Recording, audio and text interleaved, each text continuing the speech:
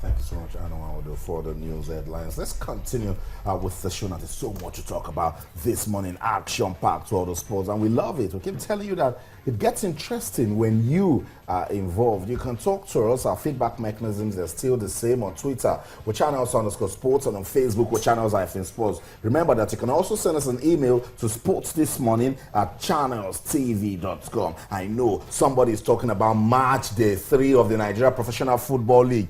MFM Football Club, they've been baptized into top flight football. They traveled to Ibadan, and it was a story of Wasiu Jimoh, who needed just 35 minutes to score the season's first hat-trick. It ended Shooting Stars 3, MFM Football Club of Lagos 0. We'll talk more about the MPFL. Use the hashtag MPFL. What got you talking? Is it Abia Warriors moving to top of the table, traveling to Heartland to win by a single goal? So much to talk about. There's also the CAF Champions League. Use the hashtag CAF Champions League. Aimba Football Club of Ibadan, they needed to show that they are champions indeed, and they did, beating Vipers of Uganda by 2-0 in Port Harcourt. That's the story in the CAF Champions League. In the CAF Confederations Cup, Nasarawa United, they traveled away to Generation Foot in Dakar, Senegal. They stayed focused, played a goalless draw, and on the aggregate, it ended 2-1. The Nigerian team advanced. But let's go to you in Akwa Ibom State. It wasn't a sweet story for the Promise Keepers.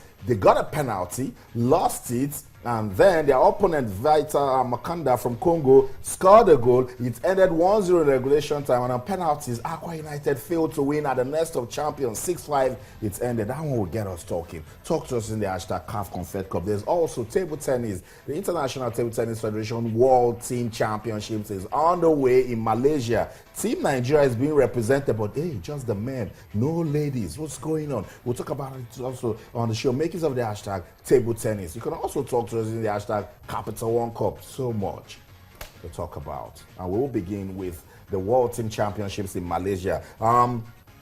We talked about this one. Olufunke Oshanaike won the country. Edem of Youngs, we spoke to her and she was like, look, we need to go to the World Championship. We will drop from Division 3. Of course. And then it's not good for us. Now, the story is that, again, only the men could sponsor themselves to Malaysia. The women are not there. Yes, the men are winning, but again, this is another worry for the development of table tennis in Nigeria. Yeah, I think it's a huge one. You know, we really didn't want to talk about, you know, the negatives of it. I'll just focus on what the guys are doing over there, because, you know, when Enzo Shode was making the appeal to National Sports Commission saying that, look, we actually need to do this. This will also help the team to qualify for the Olympics. Now, if the men get to qualify, so it means it's only the men we will be having at the Olympics, simply because we did not have the money to go. It wasn't as if they did not qualify, so they didn't even have a chance to go at all to represent the country. Another thing is dropping from that Division 3 to maybe Division 4. That's still another point. Now the men are in Division 2, and check what they've done. They won their first 2 games against Turkey, 3-0.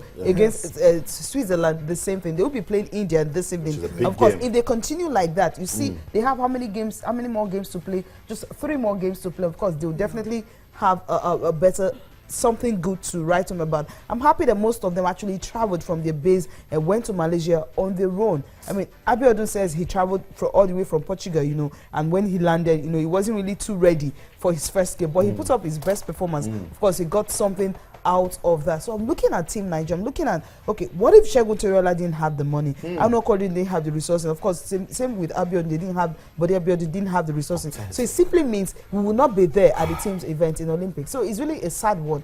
And when the focus goes back to football and everyone, the minister and all that, talking about football, they said resignation and all that, nobody's talking about the fact that the women's team who was supposed to be at this particular event did not go, simply because of how much. And how many team are we talking about? How many ladies? I know. Just maybe 3. Yeah.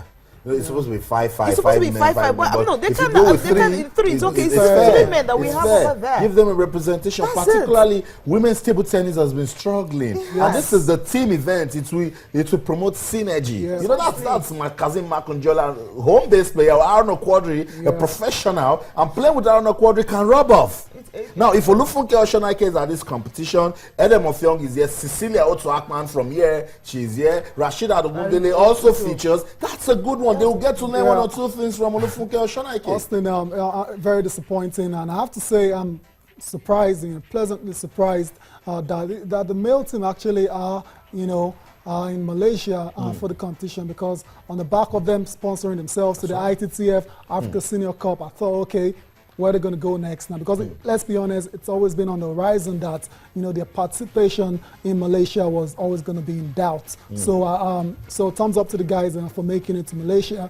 But for the ladies, not a good one at all. Not a good one for the NSC, not a good one for the Nigeria Table Tennis Federation as well. Because I tell myself that, okay, surely they've got to have official partners and sponsors that are supposed to actually come in when this kind of situation arises.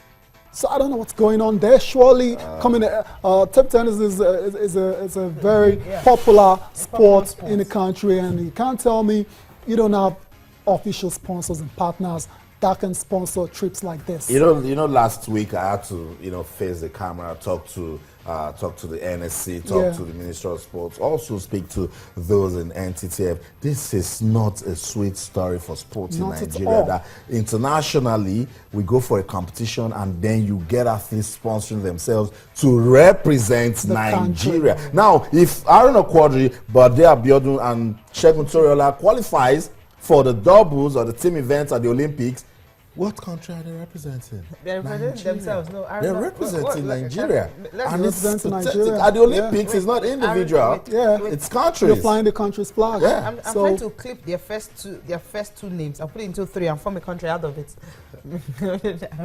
No, but it's not a funny situation at all. It's very ugly. And it's just, talking about the image as well, to imagine when it's time for Nigeria to play and it's a no-show.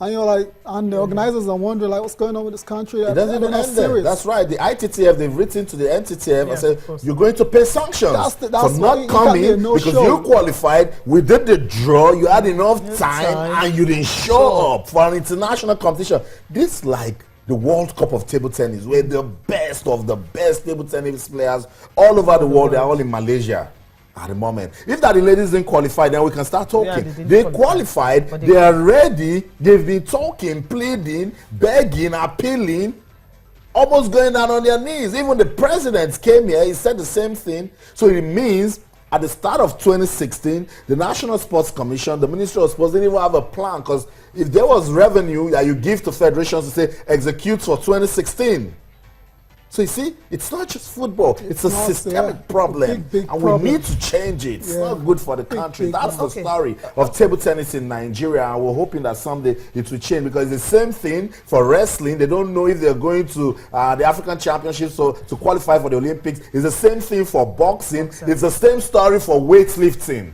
Come on. I mean, Austin, let's just round off by saying we hope that it's not too demoralizing for the players. Cecilia, Ofyong, Eden, Funke Oshonaike, all these girls, all these ladies, hopefully, they're able to handle it, this situation better psychologically, so it doesn't affect their preparations for the Olympics in August. That's the target, and that's the big one. Let's just talk about what happened at the continent over the weekend. You talked about the fact that Aqua United promise keepers couldn't keep the promise at home. I mean, everyone expected them to actually just sail through. You've won away from home, and all you needed to do, just defend and defend and defend. If it means playing 1-9-1, I mean, that should be cool. Yeah, but defending is not exactly easy. They couldn't defend, and of course they couldn't score, and penalties they couldn't just make it. And they lost narrowly, but then it's all gone. It's all good. Generation Foot, of course, and Nassau United. Nassau United, we thought they were working on a very tight role, but they themselves had to go away and defend it. They didn't concede any goal. Of course, they had to qualify. That was the sort of defending you were expecting for Aqua. Talked about another. Enyimba, of course, a good one for them. Ufom Udo scoring the 2 goals for them. For them to be able to make sure that they are into the next round of the CAF Champions League. Now let's just watch how Aqua United actually lost to Vita on Saturday.